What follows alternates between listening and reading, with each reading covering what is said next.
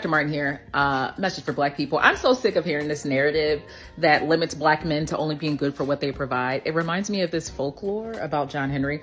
So John Henry was a freed Black man. He's a steel driver who competes against a steam-powered machine in a race to drill through a mountain. Now, he was already the best at his job, but no, his boss wanted more from this Black man. So John Henry beats the machine, and right after that, he dies. Now, this makes me think about the dehumanization and limitations that are put on Black men and severely impacting their mental health in so many ways. But I'm going to give you a couple. One, Black men are often placed in reductive stereotypes that simplify their complex beings and souls and identities into a single function, which is, of course, dehumanizing.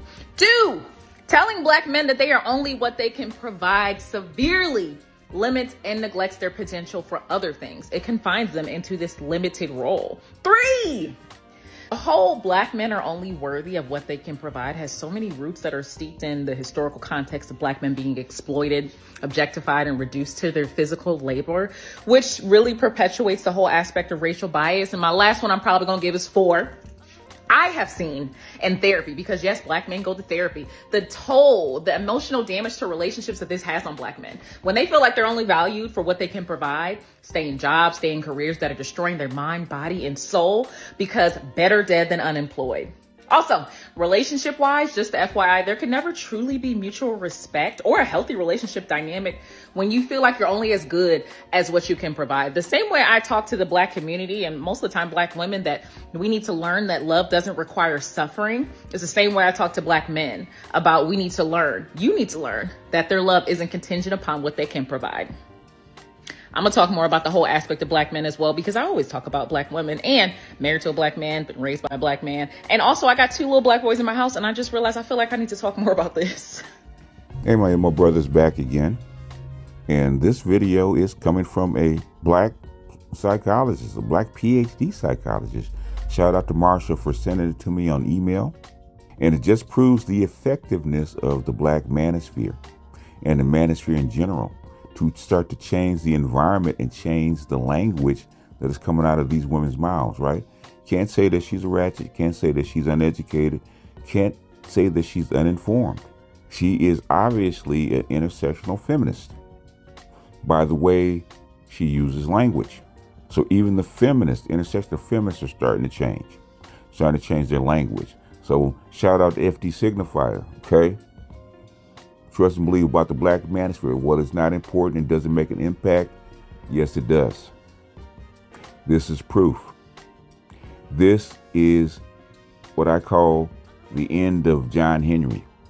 I'm not saying that John Henry as an icon, which is hard work and endurance and perseverance from a Black man, that's still there. But the thing is, John Henry as a 2D character that was only there for sex and provision.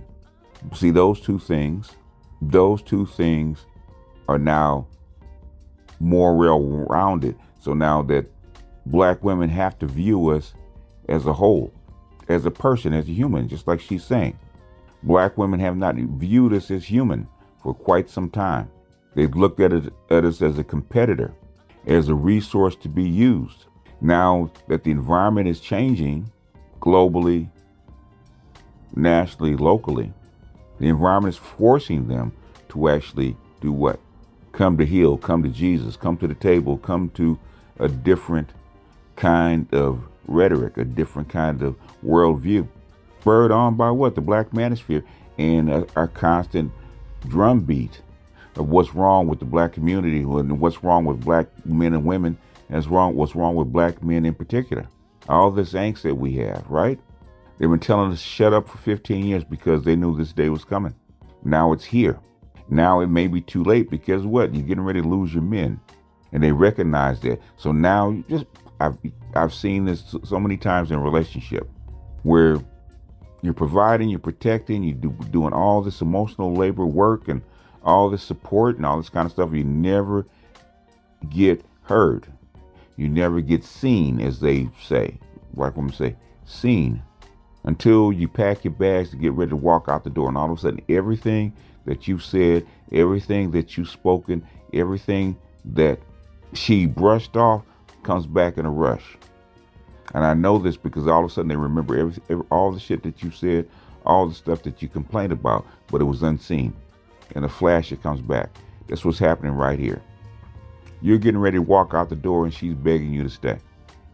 So now she wants to give you all the stuff, all the love, attention, emotional labor that she refused you. That's what's happening here. That's what's starting to happen here. I believe it's too late. I believe that brothers have already made the choice to actually start to move on. The momentum is already started the other way. But it's nice to see that it's finally recognized. It's nice to see that it's finally articulated. It's nice to see that they're not as dumb as we thought they were. That they do see the shit. They do recognize the shit. They do see what was happening. They did see what was wrong. They just decided that it wasn't important, that we weren't important enough for them to actually do it. All well and good. It may be too late to fix it. I think it is. Because in my mind, when I broke up with chicks like this, I thought that even if I went back, she's going to do it again. And plus, I have gone back a couple of times. And guess what? My heart knows no time. They get comfortable. It's going to go back to the way it was when you first decided to walk out the door. And that's what I think men feel in this environment. She's going to do it now. She's going to get you back in. She's going to hold the football for you. And when you run up to her, she's going to pull it. Men believe that because it's happened too many times. Becky has to do is sprinkle a few crumbs and you come scurrying right back to her side. So it may be too late, but at least we're acknowledged. At least we know they hear us. At least we know that we at least see that they have to change. They still may not change, but they at least see that they're going to have to change. And this is just the first. And basically, if they chime in, we can get something done as far as policy and environment. Those are the things that will last. Those are the things that are important. What she says, what they feel, what they think is unimportant. And COVID and Kevin Samuels have proven that what they think and what they feel and what they're after is unimportant because there's more buyers out there for what we're selling. Point blank, period. So basically, John Henry has other places to go.